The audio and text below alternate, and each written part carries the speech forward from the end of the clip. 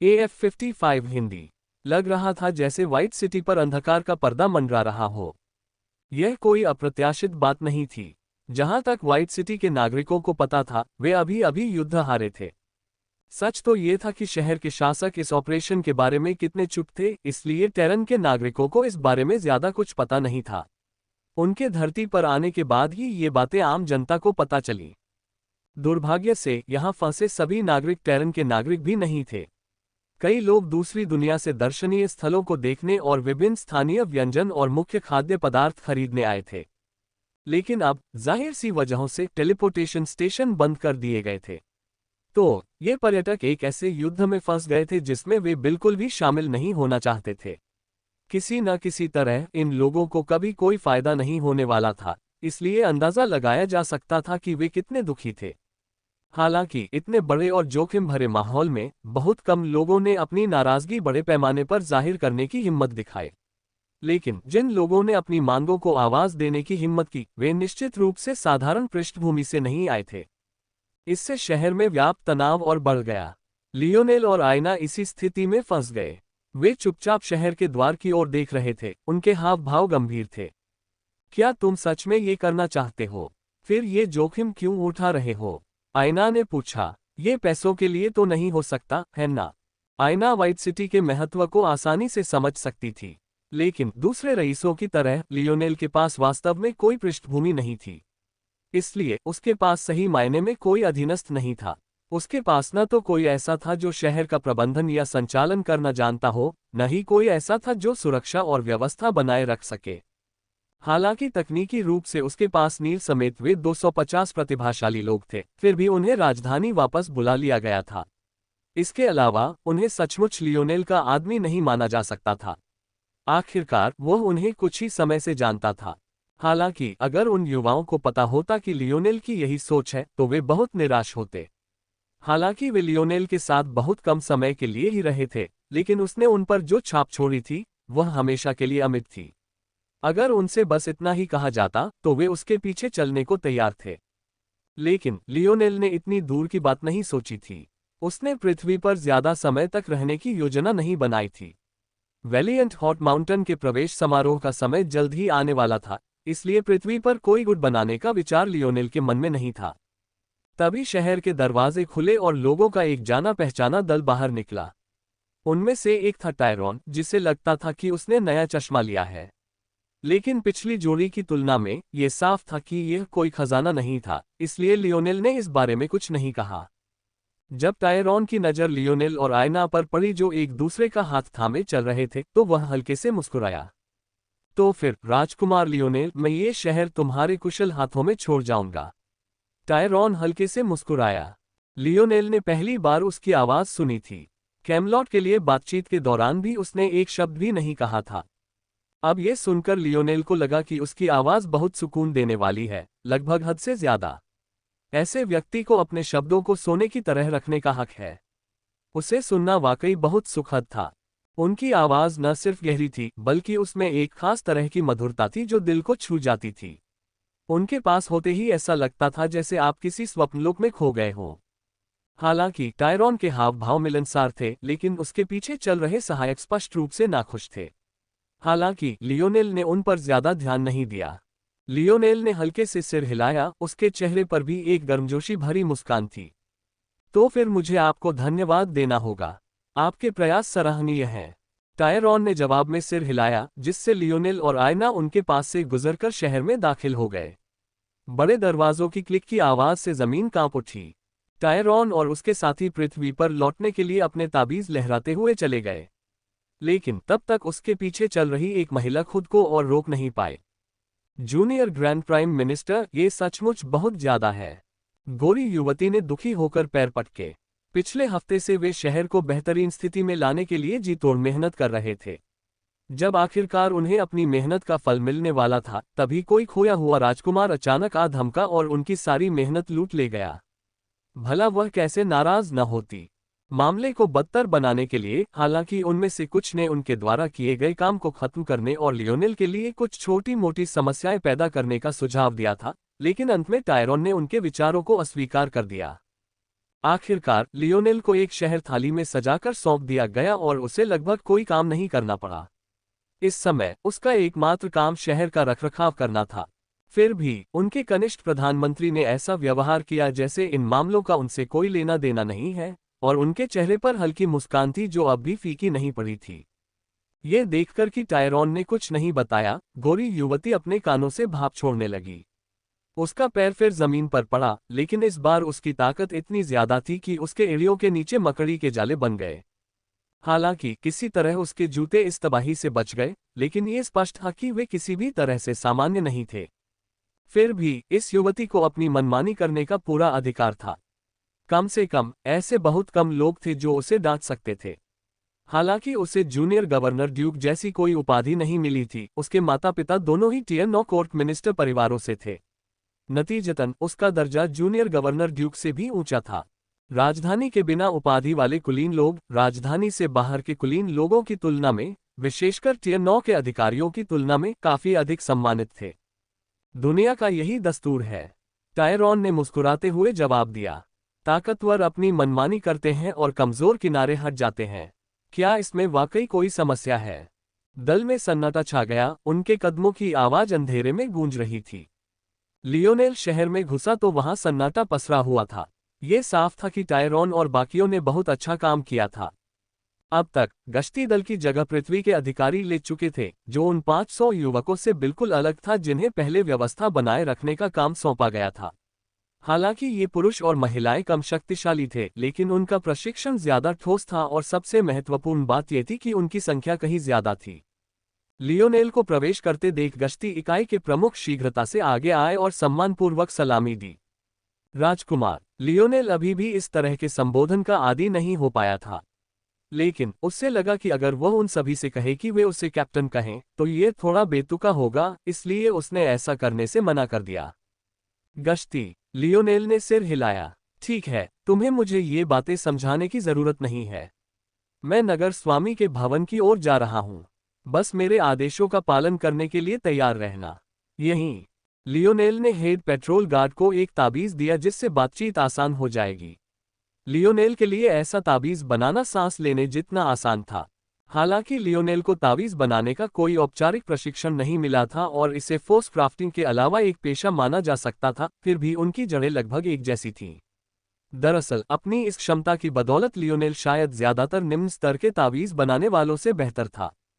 ये पेशा सटीकता और शुद्धता पर निर्भर करता था और ये वे चीजें थीं जिनमें लियोनेल सर्वश्रेष्ठ थे।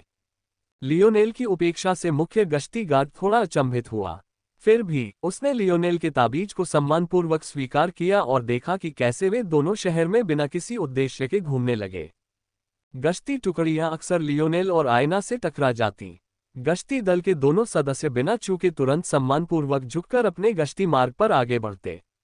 हालांकि किसी को भी यह उम्मीद नहीं थी कि लियोनेल की यह सैर इतने घंटों तक चलेगी। शुरुआत में कई गश्ती गार्ड लियोनेल की तुलना टायरॉन से करने से खुद को नहीं रोक पाए। अगर दोनों की तुलना की जाए तो साफ जाहिर था कि प्रशासन में कौन बेहतर है। लियोनेल शहर के नक्शे के बारे में सुनने की भी जहमत नहीं उठाता था, यहां तक कि नक्शा भी नहीं मांगता था। सच तो यह है कि गश्त कर रहे कई गार्डों ने सोचा कि लियोनेल सिटी लॉर्ड के भवन का रास्ता भूल गया है और अब वह पूछने में भी शर्मिंदा है। लेकिन जैसे जैसे लियोनेल शहर में घूमता रहा, गश्त लगा रहे पहरेदारों के चेहरे के भाव और भी अजीब होते गए। पहले उन्हें लग रहा था कि लियोनेल बेवजह समय बर्बाद कर रहा है, अब उन्हें यकीन नहीं हो रहा था। यदि कोई व्यक्ति समय बर्बाद करना भी चाहे तो क्या उसे ऐसा किसी आनंददायक कार्य के साथ नहीं करना चाहिए? बेशक लियोनेल आयना के साथ खूब बकबक कर रहा था। बीच बीच में उसकी हंसी खाली सड़कों पर गूंजती और शत्रुतापूर्ण भावों के साथ अपनी खिड़कियों से बाहर झांक रहे नागरिकों का ध्यान अपनी ओर खींच लेती। लेकिन भले ही लियोनेल का लक्ष्य आयना के साथ अपने समय का आनंद लेना था, क्या वे एक बेडरूम में बेहतर नहीं होते? सड़कों पर देखने लायक कुछ भी नहीं था। अब तक सारे स्टॉल खाली हो चुके थे, रेस्टोरेंट बंद हो चुके थे और लोग घरों में बंद थे, बाहर निकलने का कोई विकल्प नहीं था। आखिर वहां देखने लायक क्या हो सकता है? फिर भी लियोनेल ने अपनी बात नहीं बताई। वह गली गली घूमता रहा और आयना से अच्छी बातें करता रहा। सच कहूं तो बहुत लंबे समय के बाद आयना ने आराम से बिताया ये सबसे लंबा समय था। हालांकि उसे एक तरफ अपराधबोध हो रहा था, लेकिन दूसरी तरफ सुकून भी महसूस हो रहा था। यह एहसास उसके लिए बिल्कुल नया था, वह इसका आनंद लेने से खुद को नहीं रोक पा रही थी। लियोनेल के हाथ में उसका हाथ बहुत मजबूत लग रहा था। अल्पविराम, उद्धरण चिन्ह डॉट डॉट डॉट। मैं गंभीर हूं, लियोनेल ने सख्ती से कहा। तुम पागल हो, आयना ने आंखें घुमाई। कोई भी समझदार इंसान तुमसे सहमत नहीं होगा। ये बिल्कुल तर्कसंगत है। लियोनेल अपनी बात पर अड़ा रहा। ऐना ने चलना बंद कर दिया, उसकी नजर लियोनेल पर टिक गई।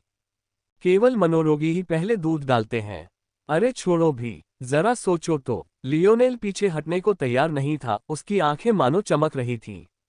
अगर आप पहले दूध डाल दें तो आप अनाज की मात्रा नियंत्रित कर सकते हैं। अगर आप सही मात्रा में अनाज डालेंगे तो आप उसे गीला होने से पहले ही खत्म कर सकते हैं। फिर आप धीरे धीरे और अनाज डाल सकते हैं। आप अपने खाने का भरपूर आनंद ले सकते हैं। यदि आप पहले अनाज डालते हैं, फिर दूध डालते हैं, जब तक कि आप तेजी से खाने वाले न हो, जब तक आप नीचे तक पहुंचेंगे, आपके पास गीले अनाज के अलावा कुछ नहीं बचेगा। ये व्यावहारिक रूप से विज्ञान है। गीले अनाज में कुछ भी गलत नहीं है, ये तो जीने का एक तरीका है। अगली बात जो आप जानेंगे वह ये कि पीनट बटर और जेली सैंडविच में पीनट बटर ज्यादा जरूरी है। कुआं, आईना दंग रह गई। तुम मजाक कर रहे हो। ऐसे दिखाओ जैसे तुम मुझे जानते ही नहीं। रुको, लियोनेल ने विरोध किया। जेली केक पर आइसिंग की तरह है। हालांकि यह अच्छी होती है, लेकिन आप सिर्फ आइसिंग से केक नहीं बना सकते, है ना? पीनट बटर तो इसकी बुनियाद है। तुम्हें इसे ज्यादा खाना होगा। मैं तुमसे तंग आ चुकी हूं। आयना लियोनेल को नजरअंदाज करने का नाटक करते हुए चली गई। ऐना, दूर मत जाओ, हमें इस बारे में गंभीरता से बात करने की जरूरत है। हमारे बच्चों को अच्छी शिक्षा मिलनी चाहिए। आयना पीछे मुड़ी, उसके मुखौटे के पीछे एक भयंकर शर्म छिपी हुई थी। तुम्हारे साथ कौन बच्चे पैदा करेगा? लियोनेल मुस्कुराया, उसकी मुस्कान से रात का आकाश चमक उठा। अच्छा है, कम से कम मैंने अभी भी तुम्हारा ध्यान खींचा है। मैं धीरे धीरे तुम्हें दुनिया को देखने का सही नजरिया सिखाऊंगा। मैं PB&J पर समझौता कर सकता हूं, लेकिन मैं पहले दूध पर एक सख्त रेखा खींच रहा हूं। मैं एक क्रांति शुरू करने की कोशिश कर रहा हूं। आयना ने खिलखिलाकर सिर हिलाया। लियोनेल को इतनी मामूली बात को इतनी गंभीरता से लेते देख उसे अजीब सी खुशी हुई। कुछ देर तक गुस्सा होने का नाटक करने के बाद आयना ने अंततः लियोनेल को अपना हाथ पकड़ने दिया और वे दोनों सड़क पर चलने लगे।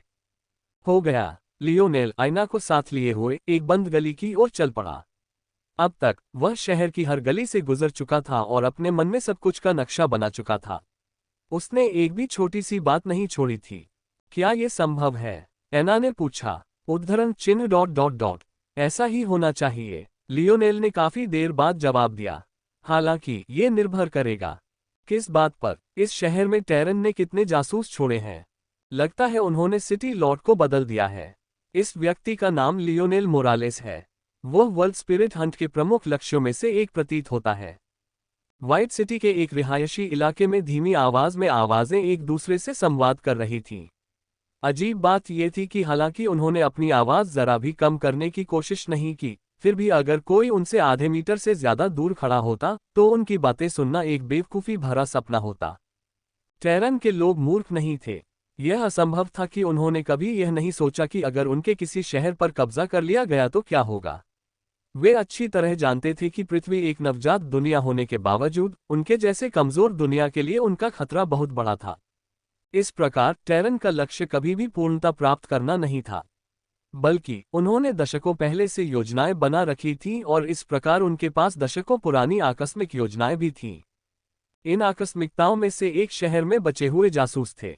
ये लोग यहाँ के स्थानीय निवासी थे। न केवल वे युद्ध में शामिल नहीं हुए थे, बल्कि वे वर्षों से इसी शहर में रह रहे थे। अगर टेरन के हर नागरिक से पूछताछ भी की जाए तो भी उन्हें अलग करना नामुमकिन होगा। ये लोग न सिर्फ कई दशकों से गहरे गुप्तचर थे, बल्कि बेहद बुद्धिमान और खुद को छिपाने में माहिर भी थे। इन्हें आसानी से ढूंढ पाना नामुमकिन था। इन सब से निपटते हुए टायरॉन को भी सिरदर्द हो गया था। हालांकि लियोनेल टायरॉन नहीं था। अल्पविराम। अपनी हथेली को झटककर लियोनेल ने संचार ताबीज का दूसरा हिस्सा वापस पा लिया, जो उसने गश्ती इकाइयों के प्रमुख के पास छोड़ा था। नमस्ते। ठीक है, मुझे नहीं पता कि वह राजकुमार क्या है। हाँ, राजकुमार, आपकी सेवा में। लियोनेल के सिर हिलाने पर आयना एक तरफ हटकर हंस पड़ी। अगर वह सचमुच चाहता तो उनकी बातचीत शुरू से आखिर तक सुन सकता था। बस उसका मन उन गश्ती पहरेदारों के विचारों की परवाह करने का नहीं था। कथनी की अपेक्षा करनी अधिक प्रभावशाली थी। 38 सामरिक इकाइयां तैयार करें।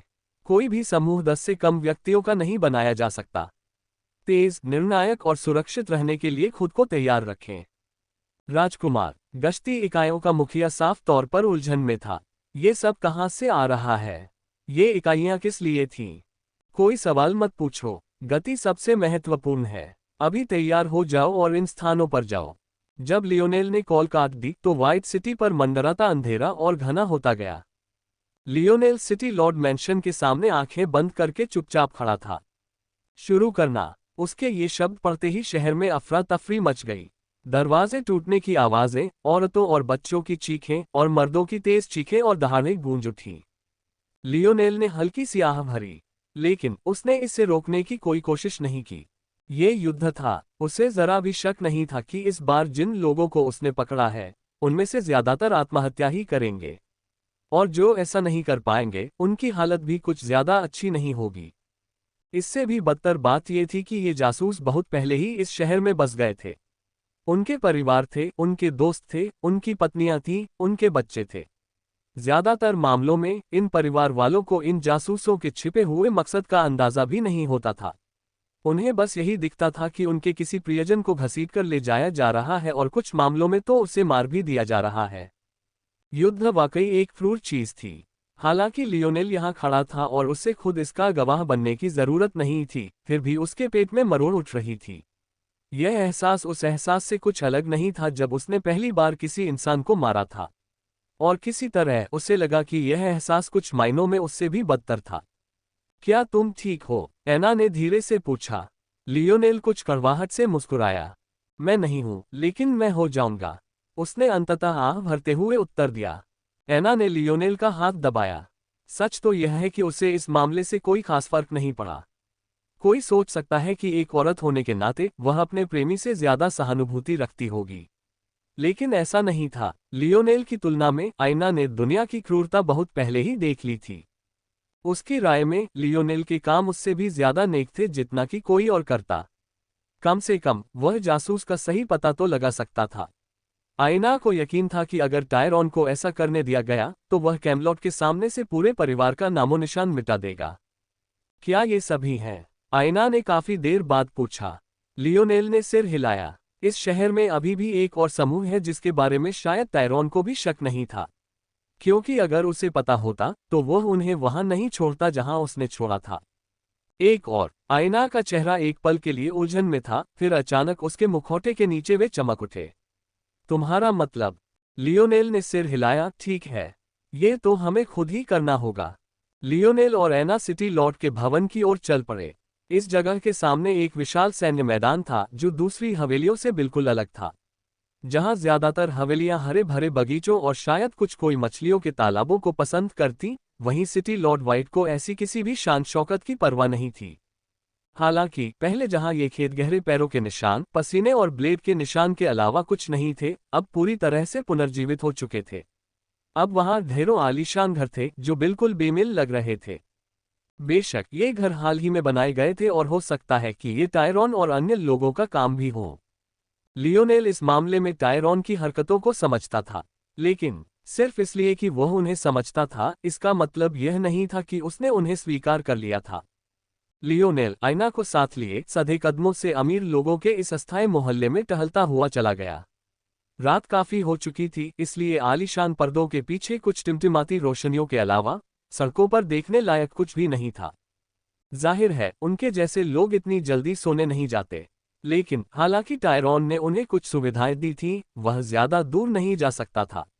इसलिए इन कुलीनों को एक निश्चित कर्फ्यू का पालन करना पड़ता था। ऐसा प्रतीत होता है कि शहर की अचानक बेचैनी ने इन लोगों को हिला दिया था, क्योंकि वे इन प्रोटोकॉल का आज्ञाकारी रूप से पालन कर रहे थे। उस समय लियोनेल ने अचानक आयना का हाथ छोड़ दिया और जोर से अपना हाथ भी थपथपाया। चौथे आयामी धातुओं की तरह कठोर त्वचा को इतनी ताकत से एक साथ पटकना कैसा लगता होगा। खैर, जिस क्षण लियोनेल की हथेलियां आपस में टकराईं, ऐसा लगा जैसे कोई विस्फोट हो गया हो। उसके कुछ कहे बिना ही ये कुलीन लोग अपने घरों से बाहर निकल आए। उनके चेहरों पर सदमे, भय और भ्रम का मिश्रण था। किसी अन्य संदर्भ में ये दृश्य देखना हास्यास्पद होता। कुछ लोग शॉवर कैप और गाउन पहने हुए ही बाहर भागे, कुछ के शरीर पर केवल एक चप्पल थी और कुछ अन्य लोग अपनी पैंट भूल गए थे। अगर वे अभिनय कर रहे थे तो लियोनेल को मानना पड़ा कि वे काफी अच्छे थे, लेकिन फिर भी कुछ लोग ऐसे थे जिन्हें वह बाकियों से अलग पहचानने में कामयाब रहे। वह उदासीनता से इन सभी कुलीनों के अपने घरों से बाहर निकलने का इंतजार कर रहे थे। उनकी चुप्पी और शहर की अराजकता का संयोजन उनकी पृष्ठभूमि के रूप में कार्य कर रहा था, जिससे उन लोगों को घबराहट हो रही थी जो निश्चित रूप से अभिनय नहीं कर रहे थे। तभी एक मोटा आदमी अपने दरवाजे से लड़खड़ाता हुआ बाहर निकला। रात का समय होने के बावजूद उसके शरीर पर मोटी मोटी चेन, कंगन और अंगूठियां साफ दिखाई दे रही थीं। उसकी आंखों में नींद देखकर लग रहा था कि या तो वह सचमुच ऐसे गहने पहनकर सोया था, या फिर वह सचमुच इस बात पर अड़ा था कि जब भी वह सबके सामने आए, हमेशा अमीर दिखे। जहां तक इस बात का सवाल है कि उन्होंने इस छवि को जनता के सामने प्रस्तुत करते समय अपने शरीर के आकार को ध्यान में क्यों नहीं रखा, तो शायद केवल वही जानते होंगे। मोटे आदमी ने चारों ओर देखा और यह महसूस करते हुए कि लियोनेल ही प्रभारी था, उसका बुदबुदाता चेहरा गुस्से से लाल हो गया। इसका क्या मतलब है? क्या मैंने पहले ही नहीं बताया कि मैं कौन हूं? तुम मुझे आधी रात को जगाने की हिम्मत कैसे करोगे?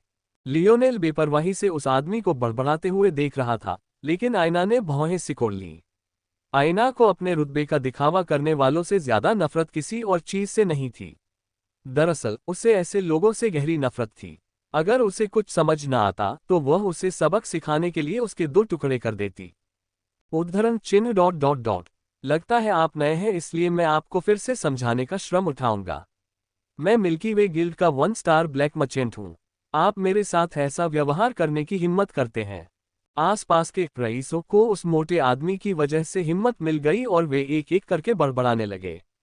चूंकि किसी और ने पहला कदम उठा लिया था, इसलिए उनका डर गायब हो गया और वे अपने अहंकार और पृष्ठभूमि को ऐसे दिखाने लगे मानो वे असली हथियार हों।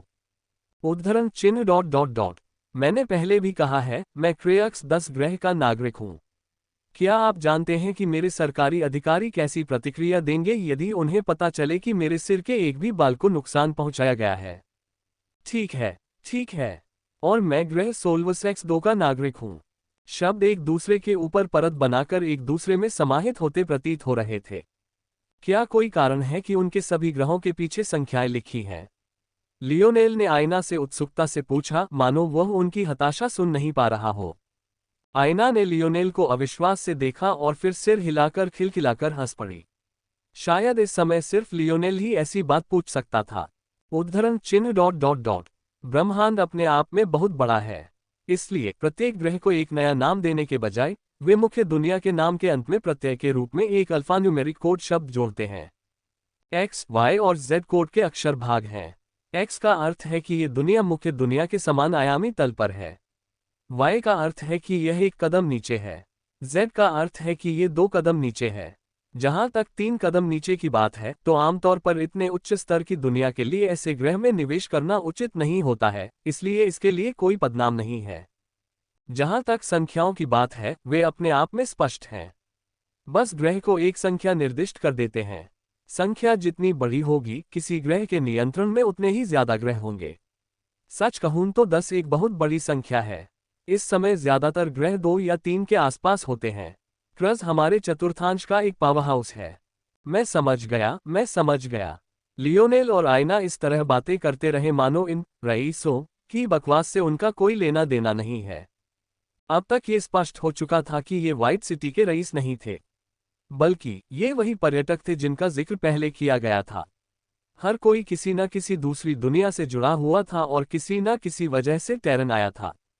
कुछ लोग मोटे व्यापारी की तरह व्यापार के लिए आए थे, लेकिन कुछ लोग ऐसे भी थे जो आनंद के लिए आए थे। विस्तार से ये भी स्पष्ट होना चाहिए कि टायरॉन ने उनके साथ इतना अच्छा व्यवहार क्यों किया और उनके बीच जासूसों की संभावना पर विचार क्यों नहीं किया।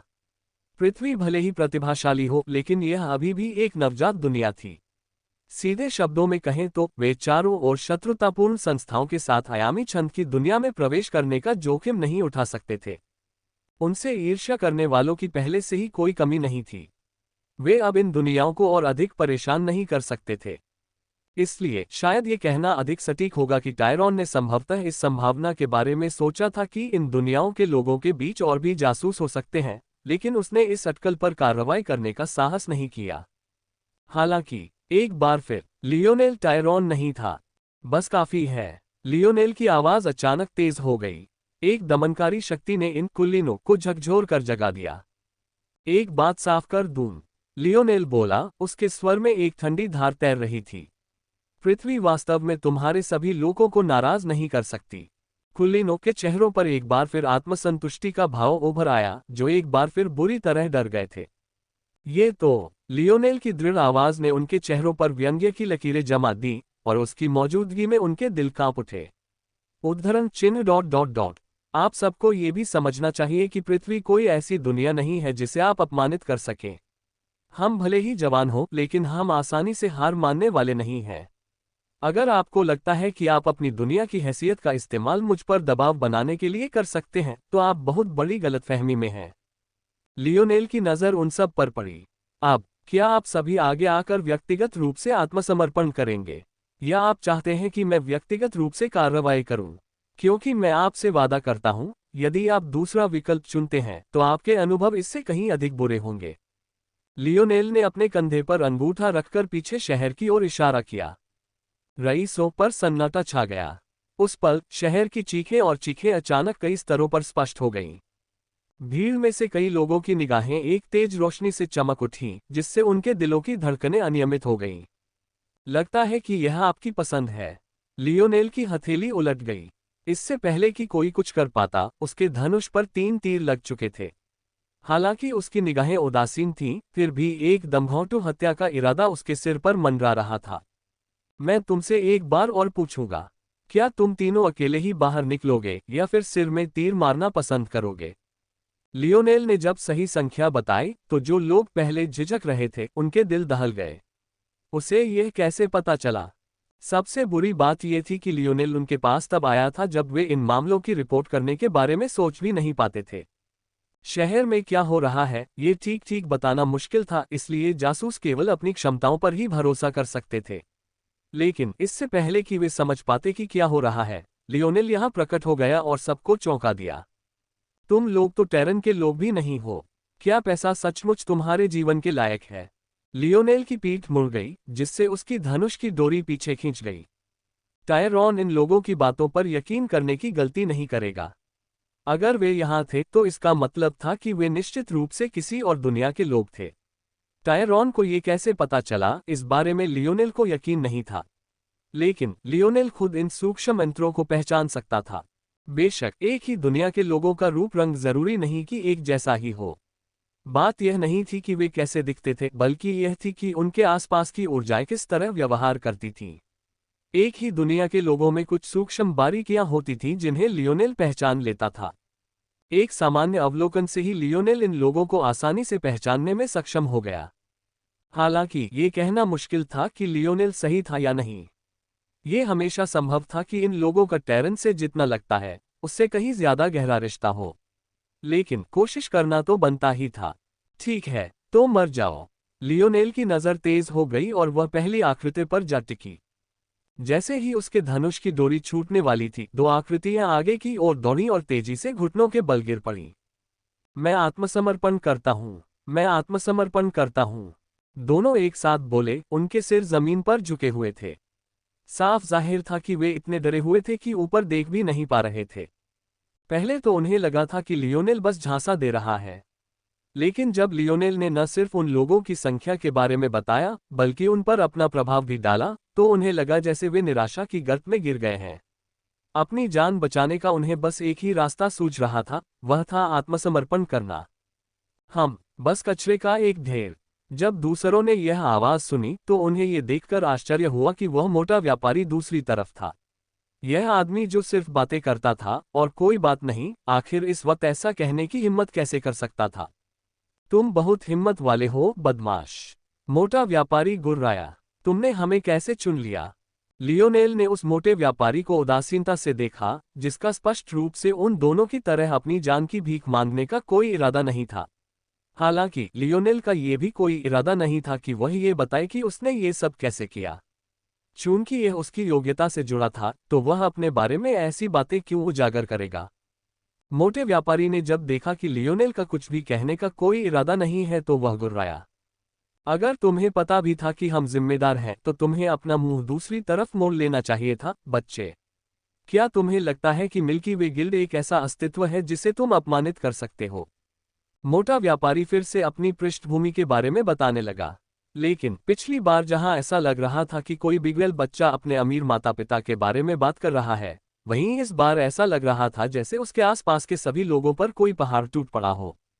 यह अब स्पष्टीकरण नहीं था, यह एक धमकी थी। चूंकि आप एक नवजात दुनिया है, इसलिए मुझे समझाने में कोई आपत्ति नहीं है।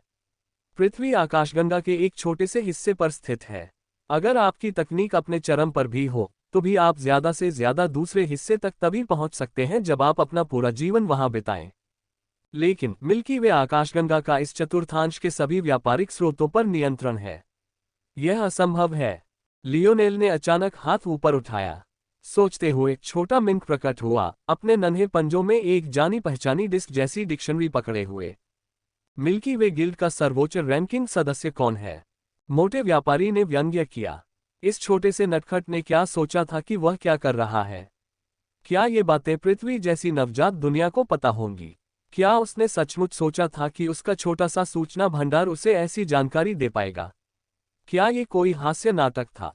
गुनगुनाहट। सीड को जवाब देते हुए, मिल्की वे गिल्ड का सर्वोच्च रैंकिंग सदस्य ऑगस्टस ओवल्टीन है। और उसकी ताकत का स्तर क्या है? गुनगुनाहट। सीड को जवाब देते हुए, ऑगस्टस ओवल्टीन ने जब आखिरी बार अपनी शक्ति का प्रदर्शन किया था तो छठे आयाम के निकट अपनी ताकत दिखाई थी। क्या संभावना है कि ऑगस्टस चौथे आयाम के एक स्टार ब्लैक मर्चेंट की परवाह करेगा? मोटे व्यापारी का गला लगभग थूक से घुट गया, उसका चेहरा मौत की तरह पीला पड़ गया। मिल्की वे गिल्ड के अध्यक्ष को उसके पहले नाम से पुकारना मानो कोई मुद्दा ही न हो। आखिर यह बच्चा कौन था? और यह डिस्क क्या है? व्यापारी ने सुना था कि पृथ्वी धन का भंडार है, लेकिन अपनी आंखों से ये देखकर उसे ऐसा लगा जैसे उसने अब तक अपना जीवन व्यर्थ ही जिया है। गुनगुनाहट। सीड को जवाब देते हुए, यह इस बात पर निर्भर करता है कि मामले पृथ्वी से संबंधित हैं या नहीं। लियोनेल ने सिर हिलाया। पृथ्वी बहुत बड़ा प्रलोभन थी।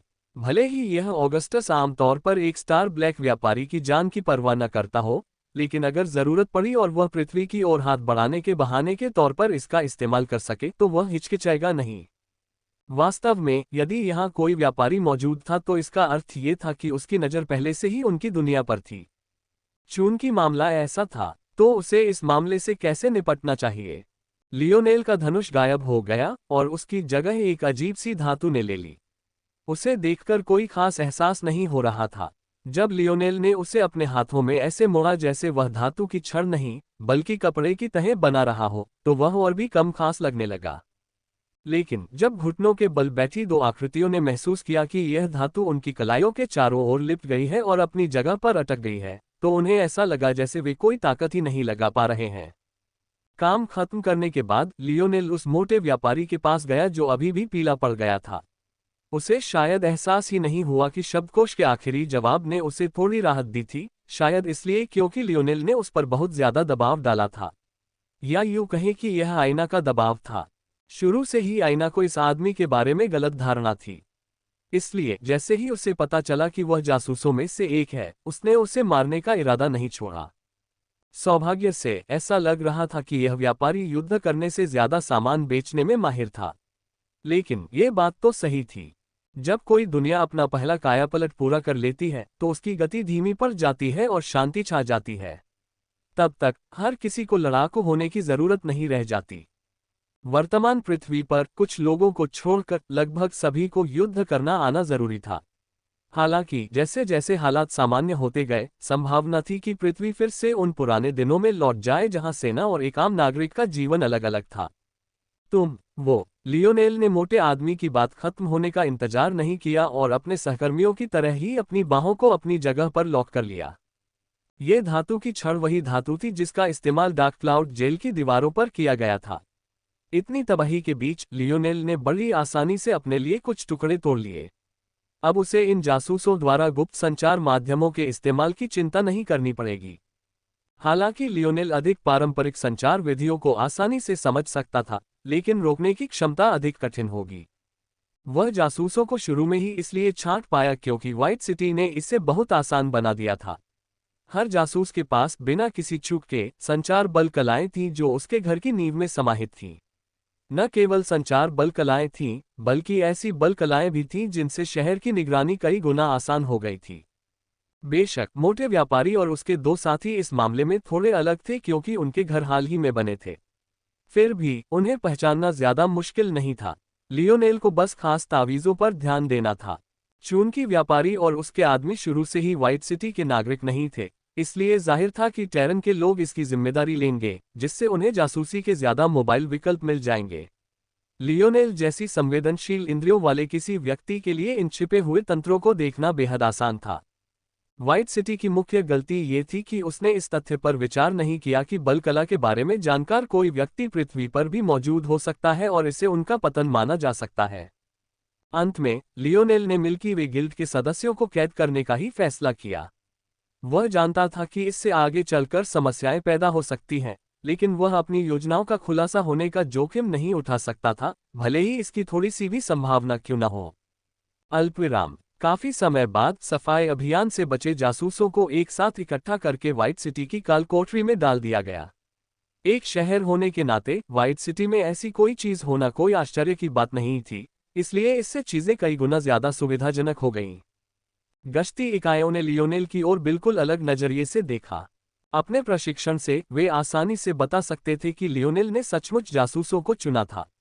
अगर यह सिर्फ दिखावा होता तो शायद उनका तिरस्कार दूसरे स्तर पर पहुंच जाता, लेकिन यह बिल्कुल भी वैसा नहीं था। इस क्षेत्र पर नजर रखने के लिए कुछ लोगों को तैनात करें, लियोनेल ने कहा। हाँ राजकुमार। लियोनेल उनके बदलते रवैये की परवाह किए बिना वहां से चला गया। उसके लिए कर्म हमेशा शब्दों से ज्यादा मायने रखते थे। अब जब सभी जासूसों से निपट लिया गया था तो वह सचमुच शुरुआत कर सकता था। उन्होंने क्या करने की योजना बनाई थी? खैर, टेरन के लोगों को युद्ध के मैदानों में शहर गिराना पसंद था, है ना? वह उन्हें उनकी ही दवा चखा सकता है। तारांकन। पृथ्वी पर एक गुप्त स्थान पर एक और बैठक हो रही थी। पृथ्वी के लिए युद्ध एक नए स्तर पर पहुंच रहा था, लेकिन सभी जानते थे कि जब तक राजधानी नहीं गिरेगी टेरन के पास कुछ भी नहीं बचेगा। बेशक इस संबंध में टेरन की अपनी योजनाएं थीं, लेकिन सच्चाई ये थी कि वे इस मोर्चे पर कम से कम सतही तौर पर कोई प्रगति नहीं कर रहे थे। हालांकि इस बैठक में न तो टेरन के लोग शामिल थे, न ही साम्राज्य के लोग, बल्कि यहां मौजूद हर आत्मा स्लेयर लीजन का एक उच्च स्तरीय सदस्य था। वहां मौजूद लोगों में से कई ऐसे थे जिन्हें लियोनेल पहचानता था। उनमें से पहली थी सुप्रीम मोनेट। उनके अलावा वहां वह देवदूत भी था जो उस दिन हज को रोकने के लिए प्रकट हुआ था, और खुद हज भी। बूढ़ा आदमी हमेशा की तरह आराम फरमा रहा था, लेकिन जब लियोनेल ने उसे पहली बार देखा था उसकी तुलना में मेज पर पैर रखे होने के अलावा बूढ़े आदमी ने एक पुराने चमड़े के म्यान में एक चाकू भी रखा हुआ था। उसने सिर हिलाया मानो उसे कभी भी नींद आ सकती है। दरअसल हालांकि कॉन्फ्रेंस टेबल लगभग पूरी तरह भरी हुई थी, फिर भी हज के 1 मीटर के दायरे में एक भी व्यक्ति नहीं था, मानो सब चुपचाप उससे दूर रहने पर सहमत हो गए हों। हालांकि कई लोग हज से दूर थे, उनका ध्यान उस पर बिल्कुल नहीं था, बल्कि वे सब एक खास युवक पर केंद्रित थे। इस तथ्य के बावजूद कि वह उपस्थित लोगों में सबसे कम उम्र का था, कई लोग उसे विस्मय और सम्मान से देख रहे थे। कुछ लोग उसे भय से देख रहे थे और कुछ अन्य उसे प्रशंसा और उत्सुकता से देख रहे थे, मानो वह उनका भविष्य बदलने के लिए तैयार एक चमकती हुई आशा हो। उस युवक की आंखें नीली थीं और बाल बर्फ से भी ज्यादा सफेद। इसके बावजूद उसकी त्वचा गहरे भूरे रंग की थी। यह एक गर्म, सौम्य भूरा रंग था जो किसी मुरझाए हुए ओक के पेड़ की याद दिलाता था। युवक चुपचाप बैठा रहा, मानो किसी चीज का इंतजार कर रहा हो, लेकिन बिना किसी कारण या वजह के वह धीरे से उठ बैठा। उसकी निगाहें ऊर्जा से भरी हुई थीं। यदि टेरन के नागरिक वहां मौजूद होते तो वे इस युवक को तुरंत पहचान लेते। वह कोई और नहीं बल्कि उनके लक्ष्यों की सूची में पहला स्थान पाने वाला युवक था, जिसने पृथ्वी के क्षेत्रों को दूसरे सबसे तेज गति से पार किया था। एलोरेन। अगर मामला इसी तरह चलता रहा तो टेरन हार जाएगा। एलोरेन की आवाज में एक खास मिठास थी। ये गहरी और गूंजती हुई थी, लेकिन कानों को गुदगुदाती हुई, मानो एक स्थिर लय में हो। इसमें एक खास लय थी जो सुनने वालों को अपनी ओर खींच लेती थी। लेकिन शायद उसके शब्द ही किसी और चीज से ज्यादा चौंकाने वाले थे। एलोरिन के अनुसार युद्ध क्षेत्र की स्थिति और वर्तमान अर्ध गतिरोध के बावजूद टेरन के पास जीतने का एक भी मौका नहीं था। अगर बाहरी दुनिया ऐसी बातें सुनती तो सोचती कि यह आदमी पागल है। हालांकि स्लेयर लीजन के सदस्यों ने बस सिर हिलाया, मानो ये बात साफ हो। इतने लंबे समय से साम्राज्य से जूझ रहे अस्तित्वों को उनकी ताकत का पूरा अंदाजा था। अगर टेरन को लगता था कि उनकी दयनीय योजनाएं ही काफी हैं, तो वे बहुत बड़ी गलतफहमी में थे। असलियत तो ये थी कि सम्राट फॉक्स का कोई अता पता नहीं था। जब तक वह आदमी कोई कदम उठाने के लायक नहीं समझता, तब तक पृथ्वी को कोई खतरा नहीं था। हालांकि वही आदमी इस समय इस युद्ध को पृथ्वी के युवाओं के लिए एक प्रशिक्षण अभ्यास मानकर छोड़ने को लेकर बहुत संतुष्ट था। और शायद दुख की बात यह थी कि टेरन को भी अभी तक इस बात का एहसास नहीं हुआ था। उन्हें गंभीरता से नहीं लिया जा रहा था। बेशक अगर कोई सही तौर पर देखे तो एलोरिन के शब्द पहले से ही काफी चौंकाने वाले थे।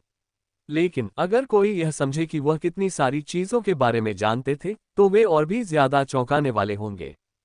लेकिन मुझे यकीन है कि आप सब जानते हैं कि चीजें ऐसे ही चलती रहेंगी, ये नामुमकिन है। वे छिपे हुए परिवार साम्राज्य को झटका देने का यह मौका नहीं छोड़ेंगे, वे तो बस सही समय का इंतजार कर रहे हैं। और इस बात की कोई गारंटी नहीं है कि दूसरी दुनियाएं हमारे मामलों में अपनी नाक न डाल चुकी हों। तो सवाल यह है कि हम इसके बारे में क्या करेंगे। स्लेयर लीजन पर एक खामोशी छा गई। एलोरिन अपनी सीट से उठ खड़ा हुआ। उसने एक ट्रैकसूट पहना था जो एकदम सफेद रंग का था। उसकी पोशाक के साधारण स्वभाव के बावजूद वह जरा भी बेमेल नहीं लग रही थी। दरअसल ऐसा लग रहा था जैसे वह कोई साधु हो जो ऊपर से नीचे देख रहा हो। बस उसका व्यवहार ही अलौकिक लग रहा था। बहुत कम लोग स्लेयर लीजन का इतिहास जानते हैं और उससे भी कम लोग जानते हैं कि हम असेंशन साम्राज्य से कम प्राचीन नहीं हैं। हालांकि हम लंबे समय से परछाई में छिपे हुए हैं। कभी कभी मुझे लगता है कि हम भी भूल जाते हैं कि हमारा असली उद्देश्य क्या है। एलोरिन ने अपने सामने खड़े लोगों पर नजर डाली। उसका व्यवहार उसकी उम्र के हिसाब से बिल्कुल अलग था। वह इतने शक्तिशाली लोगों के कमरे पर बड़ी आसानी से हुक्म चलाता था। खैर, एक आदमी को छोड़कर हैकर हच लगातार सिर हिलाता रहा और नींद में धीमी आवाज में मीठी मीठी बातें फुसफुसाता रहा। एलोरिन की नजर हच पर पड़ी तो वह मुस्कुराया। उसे इस हकीकत से जरा भी चिढ़ नहीं हुई। दरअसल उसने बस अपना सिर हिलाया जैसे वह अपने दादाजी को गलत समय पर झपकी लेते देख रहा हो। उसके चेहरे पर जरा भी दुश्मनी का भाव नहीं था। हच, देवदूत जैसा आदमी गुर्राया। हुह हुह। हच अचानक ऊपर उठा और सावधानी से इधर उधर देखने लगा। जब उसे एहसास हुआ कि वह कहाँ है, तो उसने जम्हाई ली। ओह, ये बैठक अभी भी चल रही है। ऐसा प्रदर्शन देखकर देवदूत पुरुष का क्रोध एक नए स्तर पर पहुंच गया। थोड़ा सम्मान दिखाओ, इज्जत। हच ने अपने कान खड़े किए। तुम सब एक ऐसे बदमाश की चापलूसी कर रहे हो जिसके बाल अभी तक ठीक से नहीं उगे, और अब इतनी हिम्मत है कि मुझसे थोड़ी इज्जत मांग रहे हो। आखिर तुम्हें क्या हो गया है? हच ने फिर से जम्हाई ली और अपने होठों को चटकाया। उद्धरण चिन्ह डॉट डॉट डॉट। मुझे थोड़ा पिज्जा चाहिए, बूढ़े आदमी ने धीरे से कहा। इस समय तक न सिर्फ वह फरिश्ता गुस्से से भर गया था, बल्कि बाकी लोग भी। ये खास तौर पर कैट्रिस के लिए ज्यादा था, जिसने कुछ महीने पहले ही हच के हाथों अपना एक हाथ गंवा दिया था। अपनी आस्तीन का खालीपन देखकर जब भी वह उन घटनाओं के बारे में सोचता तो उसे गुस्सा आ जाता। उद्धरण चिन्ह डॉट डॉट डॉट। दादाजी हच, मैंने सुना है कि मैफ्लाई मर गई। हच की नजरें संकुचित हो गईं जब उसने एलोरिन की ओर देखा। बेजर और मैफ्लाई का रिश्ता भले ही करीबी रहा हो, लेकिन मैफ्लाई और एलोरिन के रिश्ते की तुलना में यह जिक्र करने लायक नहीं था। ये कहा जा सकता है कि बेजर की भावनाएं एक तरफा थीं, जबकि एलोरिन की कहानी बिल्कुल अलग थी। इससे एलोरिन के व्यक्तित्व पर प्रकाश पड़ सकता था। इन सब बातों के बावजूद जब मैफ्लाई और बेजर इतनी बार एक दूसरे के साथ जुड़ते थे, तब भी वह पलक तक नहीं झपकाता था। वह एक ऐसा व्यक्ति था जो खुद पर और अपनी क्षमता पर पूरा भरोसा रखता था। काफी समय हो गया जब से तुमने मुझे दादाजी कहा है, यार। लेकिन सोचो तो यही तो वो स्थिति थी जब तुम ऐसा कहते थे। लगता है तुम्हें ये राजनीतिक खेल खेलने की आदत हो गई है। हो सकता है कि स्लेयर लीजन का असली मकसद मैं नहीं, बल्कि तुम सब भूल गए हो। हच खड़ा हो गया, उसका व्यवहार बिल्कुल बदल गया।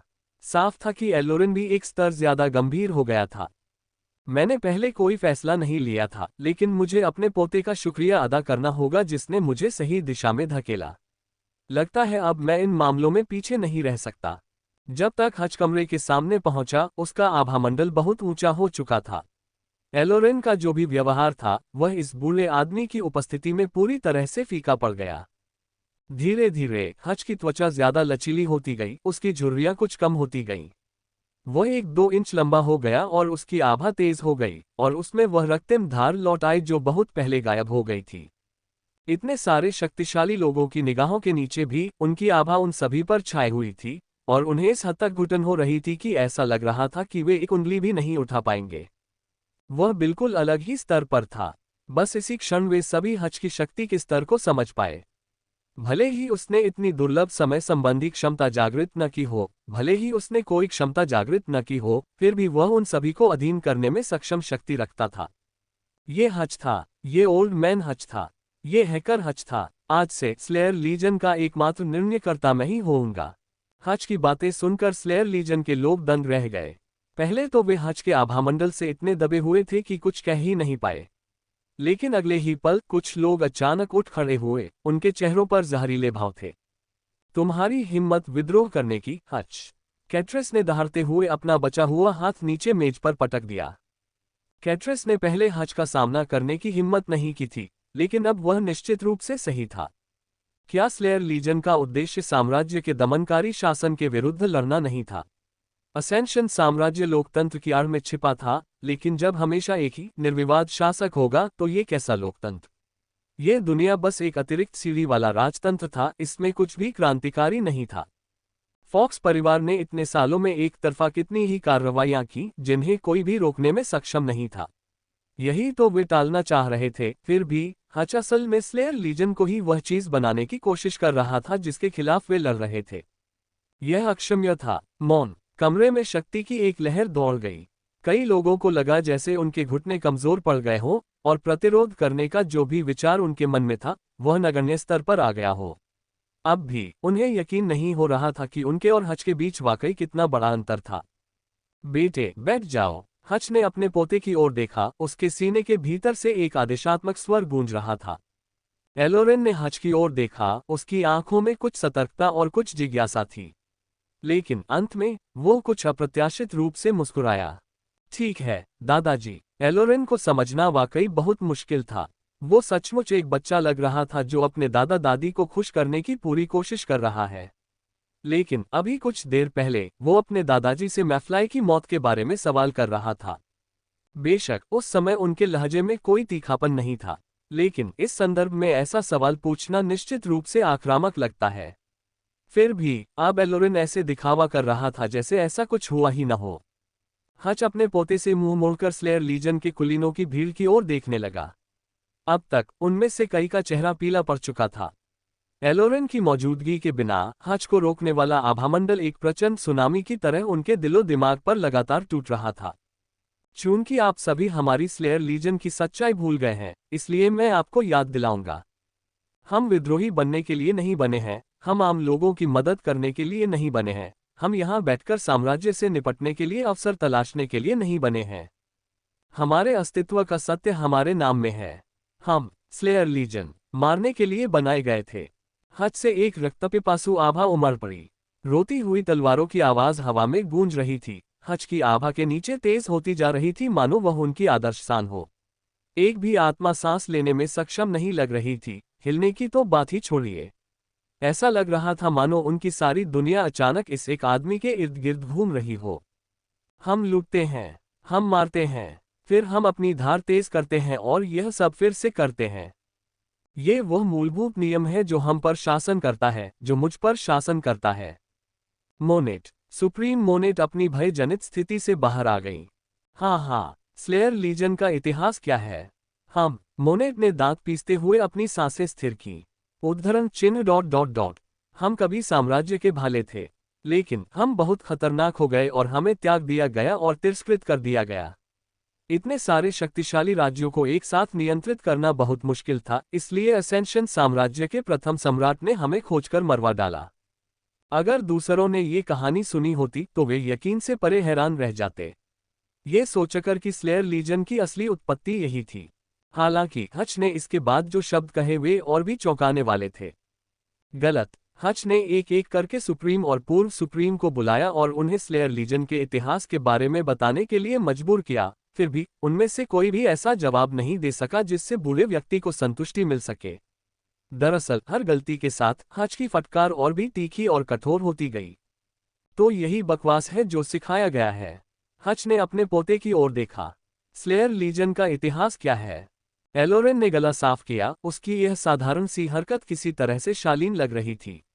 ये यकीन करना बिल्कुल नामुमकिन था कि एक अकेले आदमी में इतना आकर्षण हो सकता है। हम बलिदान हैं। जीवित रहते हुए हमारा उन लोगों को गर्म रखता है। हमारी मृत्युशैया पर हमारा खून लोगों की प्यास बुझाता है। हमारी मृत्यु के बाद हमारा मांस लोगों को भोजन देता है। एलोरेन के शब्दों ने स्लेयर लीजन की रूह तक हिला दी। अब बात उस आवाज की नहीं थी जो उन्हें बोलती थी, बल्कि पूरी तरह से शब्दों की थी। ऐसा लगा जैसे उन्होंने अचानक पानी से भरे किसी घड़े से अपना सिर बाहर निकाला हो, सांस लेने के लिए हौंफ रहे हों और आखिरकार दुनिया को उसकी असली शक्ल में देख रहे हों। ये साधारण वाक्य उनके दिलों को झकझोर रहे थे, उनके खून को बाढ़ की तरह उमड़ने पर मजबूर कर रहे थे। हालांकि एलोरेन अभी भी समाप्त नहीं हुआ था। हम ही अग्रणी हैं। हमारा तीर हमारे बिना भी ऊंचा खड़ा है। जब समय होता है तो हमारा सिर सूरज की रोशनी में चमकता है और जब समय नहीं होता तो रात में छिप जाता है। क्या तुम समझ रहे हो? हालांकि बैठक में मौजूद सदस्यों को लगा कि उनका खून खौल रहा है, लेकिन वे यह नहीं बता पा रहे थे कि ऐसा क्यों हो रहा है। ऐसा लग रहा था मानो उनके भीतर छिपा कोई खौफनाक मंजर धीरे धीरे फिर से उभर रहा हो, उनके मन में उबल रहा हो। हालांकि उन्होंने लाख कोशिश की, लेकिन वे समझ नहीं पाए कि एलोरेन क्या कहना चाह रहा था। कौन सा बलिदान, कौन सा भाला? एलोरेन ने अपने चारों ओर नजर घुमाई। उसकी अभिव्यक्ति शांत थी। हम वध करने वाले हैं। हमारा काम मनोरंजन है जब सम्राट इसे उचित समझता है। जब वह ऐसा नहीं समझता तो हमारी सेवाओं का बहिष्कार कर दिया जाता है। क्या तुम समझ रहे हो? उच्च अधिकारियों के चेहरे पर लालिमा छा गई, उनके जबड़े भींच गए। स्लेयर लीजन है। हच ने धीमी गति से एक समान स्वर में बोलना शुरू किया। उद्धरण चिन्ह ... साम्राज्य की छिपी हुई सेना। युद्ध के समय हम उनके अगुआ बनने के लिए युद्धभूमि में शामिल होते हैं। शांति के समय हम उनके बलिदान बन जाते हैं। अब अपने भालों को तेज करो। के शब्दों ने पूरे कमरे में एक गहरी खामोशी छा गई। उच्च वर्ग के लिए इस मामले को ठीक से समझना मुश्किल था, लेकिन किसी तरह इसे स्वीकार करना भी आसान था। इस एहसास ने उन्हें अंदर तक झकझोर दिया। आखिर ऐसा कुछ करने के लिए किस स्तर की चालाकी और योजना की जरूरत पड़ी होगी। न केवल ये समझने के लिए दूरदर्शिता की जरूरत थी कि एक राष्ट्र तभी एकजुट हो सकता है जब उसका एक साझा दुश्मन हो, बल्कि इसके लिए उस स्तर की प्रतिभा की भी जरूरत थी जिससे वे समझ पाते कि स्लेयर लीजन के लोग अपनी प्रारंभिक रचना के इतने लंबे समय बाद भी इस वास्तविकता को स्वीकार कर सकें। उच्च स्तरीय सदस्यों को बहुत पहले ही स्लेयर लीजन की वास्तविक उत्पत्ति के बारे में बताया गया था, लेकिन इस क्षण तक उन्हें उनका वास्तविक छिपा हुआ उद्देश्य समझ में नहीं आया था। सच में क्या यह उनकी शुरुआती हकीकत से इतना अलग था? उनका मुख्य लक्ष्य साम्राज्य के नागरिकों की रक्षा करना और उनके लिए एक बेहतर भविष्य बनाना था। और अब उनका लक्ष्य बिल्कुल वही था, बस उनके भाले उनकी अपेक्षा से अलग दिशा में लगे थे। लेकिन अब उन्हें एक और समस्या का सामना करना पड़ा। हालांकि उच्च वर्ग के लोग पूरी तरह से प्रशिक्षित थे और इस खबर को आसानी से स्वीकार कर सकते थे, लेकिन उनके निचले स्तर के सदस्यों के लिए ऐसा होना संभव नहीं था। ये समझने के लिए कि उनके कितने लोग साम्राज्य से कितनी नफरत करते थे, बस बिग बुद्ध जैसे अस्तित्व के बारे में सोचना ही काफी था। उनके रंगरूटों में से बहुत से ऐसे लोग थे जो असेंशन साम्राज्य से घृणा करते थे और उसके पतन तक जीवित रहना चाहते थे। लेकिन स्लेयर लीजन की प्रतिभा यही निहित थी। इसे इसी स्पष्ट उद्देश्य के लिए बनाया गया था, और चूंकि सभी सबसे शक्तिशाली सदस्य इसके पीछे की सच्चाई जानते थे, इसलिए यह नियंत्रित करना लगभग असंभव था कि स्लेयर लीजन उस लक्ष्य की ओर कितनी प्रगति करता है। यही परम सत्य था। इस बात की चिंता कि निचले दर्जे के अधिकारी कैसी प्रतिक्रिया देंगे। किसने कहा कि उन्हें पता लगाने की जरूरत है? तारांकन। लियोनेल ध्यान में बैठा था, उसकी आंतरिक दृष्टि शहर पर फैली हुई थी। व्हाइट सिटी का व्यास 50 किलोमीटर से भी ज्यादा था। अगर पृथ्वी अभी भी एक तृतीय आयामी दुनिया होती, तो अपनी चतुर्थ आयामी आंतरिक दृष्टि से लियोनेल को ये दूरी तय करने में कोई समस्या नहीं होती। लेकिन चतुर्थ आयामी में प्रवेश करने के बाद लियोनेल के लिए इतनी दूरी तय करना कहीं अधिक कठिन हो गया। इस तरह के एक नवजात चौथे आयामी दुनिया में लियोनेल अधिकतम 10 किलोमीटर की दूरी तय कर सकता था, और यह केवल उसकी अश्लील संवेदी प्रतिभाओं के कारण था और 4 मौसम क्षेत्र में पूर्णता तक पहुंचने के कारण था, जिसने उसे सभी पहलुओं में बढ़ावा दिया था। हालांकि ये भी पूरे शहर को देखने के लिए पर्याप्त नहीं था, इसलिए लियोनेल के पास शहर में धीरे धीरे घूमने के अलावा कोई विकल्प नहीं था। शहर में घूमने का उसका मकसद सिर्फ जासूसों को ढूंढना था। इसके अलावा उसे शहर का नक्शा भी पढ़ना था और शहर में फैले फोसार्ट नोड्स का नक्शा भी बनाना था। जब लियोनेल ने हारग्रोव सिटी को दूसरी बार टेलीपोर्ट होते देखा तो उसे एक विचार आया। सिटी के लिए ऐसा करने का एकमात्र तरीका ये था कि उसकी नींव में एक स्थायी टेलीपोर्टेशन फोसार्ट बना होता। इसका कारण सरल था। उदाहरण के लिए एक तावीज को ही लीजिए। ये आमतौर पर एक बार इस्तेमाल होने वाली या सीमित उपयोग की वस्तुएं होती थीं। ऐसा इसलिए था क्योंकि किसी एक बल कला के निर्माण में कई सीमाएं होती थीं, चाहे वह उसे बनाने वाले का कौशल स्तर हो या वह सामग्री जिससे उसे बनाया गया था। इसे कल्पना करने का सबसे आसान तरीका कैमलॉट की जादूगरी कलाओं की तुलना फोर्स क्राफ्टर्स द्वारा बनाए गए खजानों से करना था। एक बार हवा में खींची गई जादूगरनी कला, चाहे बिना किसी माध्यम के या आध्यात्मिक लकड़ी की जालीदार छड़ी से, केवल एक ही हमले के लिए पर्याप्त समय तक टिकेगी। यहां तक कि शक्तिशाली मंत्र भी अधिकतम कुछ सेकंड तक ही टिकेंगे, जबकि लियोनेल के घंटी रक्षात्मक मंत्र जैसे सबसे लंबे समय तक चलने वाले मंत्र भी अधिकतम कुछ ही हमलों तक टिक पाएंगे। तुलनात्मक रूप से किसी फोर्स क्राफ्टर द्वारा बनाया गया खजाना दीर्घायु के मामले में बिल्कुल अलग स्तर का होता था। एक अच्छी तरह से तैयार किया गया हथियार दशकों, यहां तक कि सदियों तक लगातार युद्ध में भी टिक सकता था। कुछ हथियार तो ऐसे भी थे जो लाखों सालों से बिना किसी समस्या के मौजूद थे। मुख्य अंतर क्या था? फोर्स आर्ट बनाने में इस्तेमाल की गई सामग्री की गुणवत्ता। बल कलाएं विभिन्न आकार, प्रकार और यहां तक कि विभिन्न भाषाओं में उपलब्ध थीं। लेकिन एक मूलभूत सत्य ये था कि उन्हें चित्रित करने के लिए जिस माध्यम का उपयोग किया गया था, वह हमेशा उनकी दीर्घायु निर्धारित करता था। तो फिर इस सब का क्या मतलब था? आखिर ये इतना जरूरी क्यों था? खैर, इससे लियोनेल को एक बुनियादी सच्चाई का पता चला, और वही ये कि ये शहर एक बार इस्तेमाल होने वाले खजानों के जरिए यहाँ टेलीपोर्ट नहीं किए गए थे। इन शहरों की नींव ही फोर्स आर्ट्स थी। कोई सोच सकता है कि यह ज्यादा उपयोगी नहीं था। अगर लियोनेल को ये पता भी होता तो वह इसके बारे में क्या कर सकता था? अगर वह इसका इस्तेमाल करने में कामयाब भी हो जाता तो क्या ये सिर्फ एक टेलीपोर्टेशन फोर्स आर्ट नहीं होता? किसी शहर को युद्ध के मैदान में लाने का क्या फायदा था? टेरन के नजरिए से ये बात समझ में आती थी क्योंकि वे किसी और की जमीन पर आक्रमण कर रहे थे। लेकिन पृथ्वी पर पहले से ही कई मजबूत किले और शहर थे जो व्हाइट सिटी या हारग्रोव सिटी को भी शर्मसार कर सकते थे। इसके अलावा चूंकि टेरन ने स्थायी रूप से फोर्स आर्ट्स को आकर्षित किया था, कौन जानता था कि उनका कोई बड़ा उद्देश्य था? क्या हो अगर हारग्रोव सिटी की तरह टेरन के पास व्हाइट सिटी को वापस छीनने का कोई तरीका हो? अगर ऐसा होता तो लियोनेल की हरकतें और भी बेकार हो जाती। ये सब कहने के बाद लियोनेल ने कुछ कारणों से इन मामलों को इस दृष्टि से नहीं देखा। सबसे पहले उनका मानना था कि उनके कौशल का स्तर इन बल कलाओं को बनाने के लिए इस्तेमाल किए गए शिल्पकारों के क्षेत्र से परे था। दूसरे, जब उन्होंने कैमलॉट की जादूगर कलाओं की शक्ति को बढ़ाने के लिए उनका पुनर्निर्माण किया तो उन्होंने सीखा कि बल कलाओं को पूर्ण वाक्य और अनुच्छेद माना जा सकता है, जबकि उन्हें बनाने के लिए इस्तेमाल किए गए रून शब्द थे। ऐसे में इतनी बड़ी बल कला, वह इनमें से कितने शब्दों को पुनर्व्यवस्थित कर सकता था और उनसे वह किस तरह के नए वाक्य बना सकता था? लेकिन तीसरा सबसे महत्वपूर्ण था। इस विशाल बल कला को बनाने के लिए उपयोग की गई मजबूत सामग्री के साथ लियोनेल को लगा कि वह उस सारी संपत्ति के साथ कुछ बेहतर कर सकता है। अपनी दृष्टि की पुष्टि के बाद लियोनेल तुरंत काम पर लग गया। वह पागलों की तरह शहर में इधर उधर भटकता रहा, मानो बिना किसी उद्देश्य या उद्देश्य के इधर उधर भाग रहा हो। ये काम कर सकता है?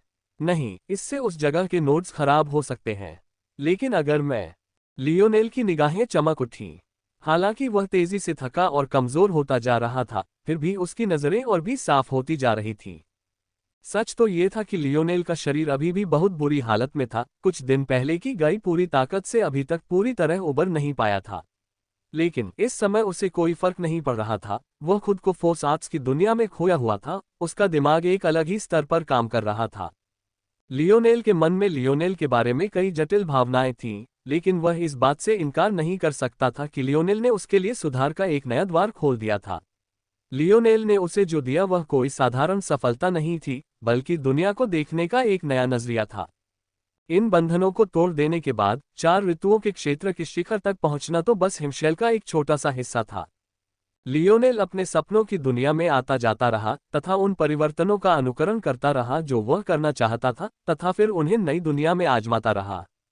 व्हाइट सिटी के चारों ओर बल के अजीब गरीब भंवर प्रकट हो रहे थे, जो तेज इंद्रियों वाले लोगों को भी चौंका रहे थे। लेकिन उनके लिए यह बता पाना मुश्किल था कि वास्तव में क्या हो रहा है। सिटी लॉर्ड मैंशन के अंदर से आयना ने लियोनेल को इधर उधर भागते हुए देखा। उसकी मुस्कान में थोड़ी चिंता भी थी। वह हमेशा ऐसा ही रहता है।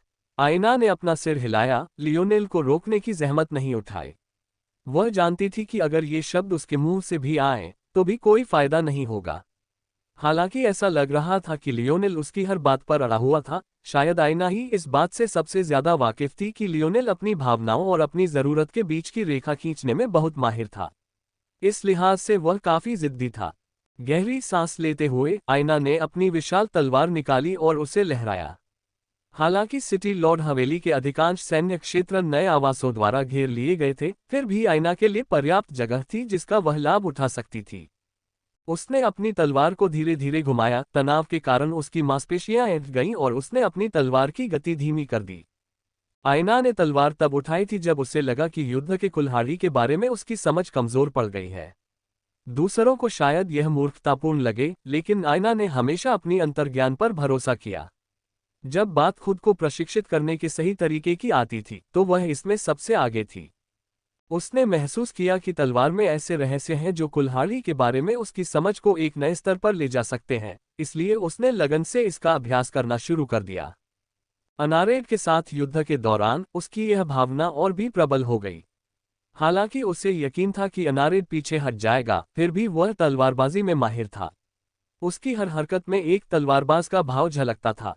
अगर अनारेड को पता होता कि उसके काम उसे उस आखिरी बाधा को तोड़ने में मदद करेंगे जो उसे रोके हुए थी, तो कौन जानता था कि वह कैसी प्रतिक्रिया देगा।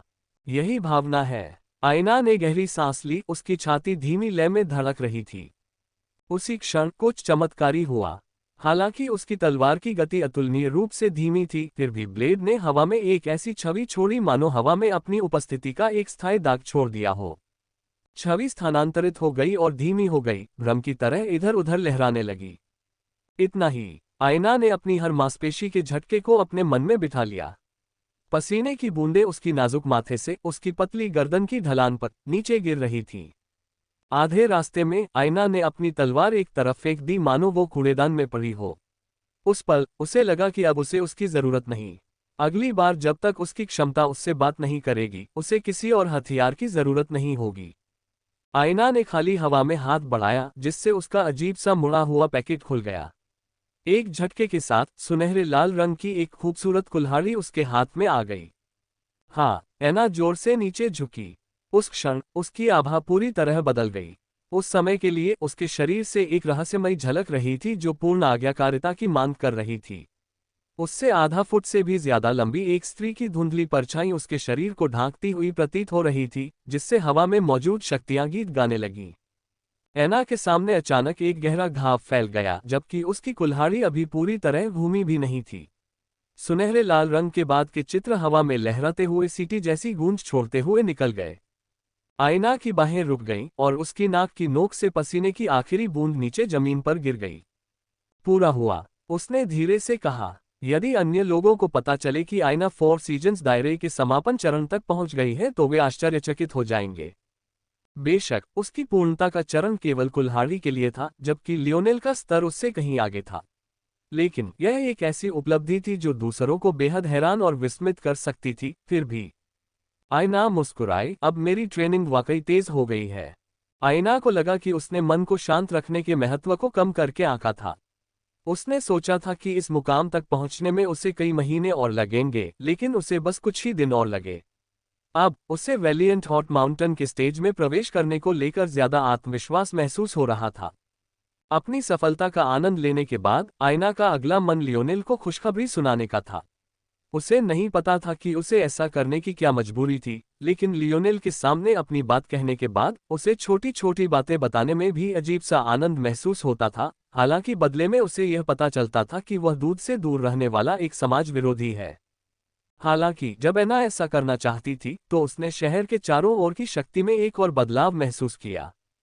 ये बदलाव पिछले बदलावों से खास तौर पर अलग था। जहां पहले की लहरें शहर के अंदर से आती थीं, वहीं ये शहर के बाहर से आती हुई प्रतीत हो रही थी। क्या? एना हैरान रह गई। मेरा शरीर इतना सुस्त क्यों लग रहा है? अल्पविराम। धरती के एक कोने में लाशें बिखरी पड़ी थीं। उनका खून जमा हुआ था और उबल रहा था, मानो मौत से सना हुआ खिचड़ी उबल रहा हो। इस बड़े से तालाब के किनारे एक जाना पहचाना आदमी खड़ा था, उसके चेहरे पर एक शांत मुस्कान थी। अगर आईना वहां होती तो उसे पहचानना आसान होता कि यह आदमी कोई और नहीं बल्कि कठपुतली मास्टर ही है। लेकिन शायद इससे भी अधिक भयावह बात यह थी कि उबलते हुए मिश्रण में शरीर और अंग तैर रहे थे। तभी त्वचा की एक परत उखड़ती हुई एक सिर ऊपर तैरती हुई आई। उसके चेहरे पर भय और पछतावे का भाव हमेशा के लिए अंकित हो गया। ये चेहरा पूर्व वाइस कमांडर जोसेफ के छोटे भाई डेमियन का था,